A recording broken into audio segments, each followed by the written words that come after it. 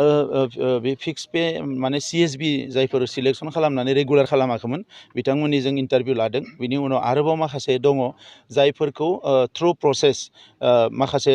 थिसनना गोलांदों बिथांमोनखौ रेगुलार खालामनो थाखाय जों माखासे प्रसेस लादों आरो जायफोरखौ थ्रु प्रसेस थिसनाखै एबा थ्रु प्रसेस एपइन्टमेन्ट होआखैमोन बिथांमोनखौ जों प्रसेसआव फैनो थाखाय माखासे बेबस्था खालामगोन आरो जोंनि जिखिनि भेकेन्ट पस्ट दङ गासैखौबो जों थाबैनो इन्टारभिउ लानानै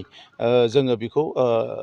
एपइन्टमेन्ट होनायनि बेबस्था खालामगोन हाइकर्टआव मोनसे केस होनानै दोनदों जोंनि एगेन्स्ट पार्टिया दा बिथांमोना हाइकर्टआव ओरैनो आननेसेसारि मोनसे केस होना दोननायलाय जों प्रसेसखौ आवगायनो हायाखैमोन नाथाय हाइकर्टनि केसखौ बोखारनो थाखाय जों दा प्रसेस लादों हाइकर्टनि केसखौ बोखारनो हानाय लोगो लोगोनो जों लोगो लोगो एपइन्टमेन्टखौ होनो हागोन गाबोन जिहेतु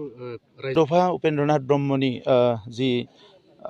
जोंहा 67थि जि जोनोम सान बेखौ फरायसा सान हिसाबै आसाम गभर्नमेन्टआ फोसावदों बिनि थाखाय आसामनि chief minister doctor Himanta Biswa Sharma बिथांखौ आं साबायखर बावो आरो गिबि खेबनि थाखाय गाबोनो कलाक्षेत्रआव आसाम गभर्नमेन्टनि दैदेननायाव आरो जोंनि BTR सरकारनि मददजों गाजा गोमजायै बिथांनि जोनोम सानखौ खुंफुंनाय जागोन आरो सारा आसाम नाङैनो गुबुन गुबुन कलेज इउनिभारसिटिफ्राव बेखौ खुंनाय जागोन BTR ओनसोलाव जेरावबो बेखौ खुंफुंनाय जागोन आरो बियो जोंनि थाखाय जोबोद गोग्गाथावना बाथ्रा जे जोंनि बड'फा उपेन्द्रनाथ ब्रह्मआ मोनसे गिदिर अनार आरो रिकगनेसन दिनै आसामाव मोननो हाबाय आरो बिनि गेजेरजों जोंनि जि गोलाव समनि जि जोंनि सोमावसारनाय जोंनि जि दाबि दाबा जोंनि गांनाय उखैनायखौ लानानै जोंनि गोलाव सम सोमावसारनाय गोबां मुंख्लं जानाय बे जारिमिनखौनो मोनसे रिकगनेसन एबा सन्मान होनायखौ जोङो बुंनो हायो आरो बेजों दिनै जोंनि हारिया आगानसे दावगालांबावनो हाबाय होननानै आं मिजिंथियो थांनाय गोलाव समाव बियो दुलाराय बर' फरायसा आफादनि दाबिमोन जे बेखौ फरायसा सान हिसाबै फालिनांगौ आरो बे दाबिखौ दायो मानिनानै लाबाय दा बिनि थाखायनो गाबोननि सानाव जोङो बेखौ आसाम नाङैनो फालिगोन आरो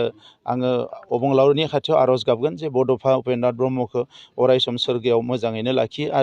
आरोबाव आर'ज गाबगोन अबंलावरिनिसिम जे फिन खेबसेबाव बड'फाखौ जाहाथे बर' हारियावनो जोनोम होयो जोंनि आद्रा थालांनाय खामानिफोरखौ मावफुंनो थाखाय बड'फाया बर' हारियावनो जोनोम लाफिनो मानोना बेबायदि गिदिर गिदिर दैदेनगिरिफोर माखासे हिर'फोर आरो सानसुमैफोर जोनोम जाब्लासो हारिया जौगानो हायो दा बेनिखायनो अबंलावरिनि खाथियाव आर'ज गाबगोन जे बड'फाखौ जाहाथे बर' हारियावनो जोनोम होफिनो आरो बर' हारिनि जोंनि जि गांनाय उखैनाय बुहुमाव हारिखौ गेरेमसा हारि महरै गायसननो नाजानाय बे हाबाफारिखौ मोगथां महर होनायाव जों बयबो आवगायलांनो हायो।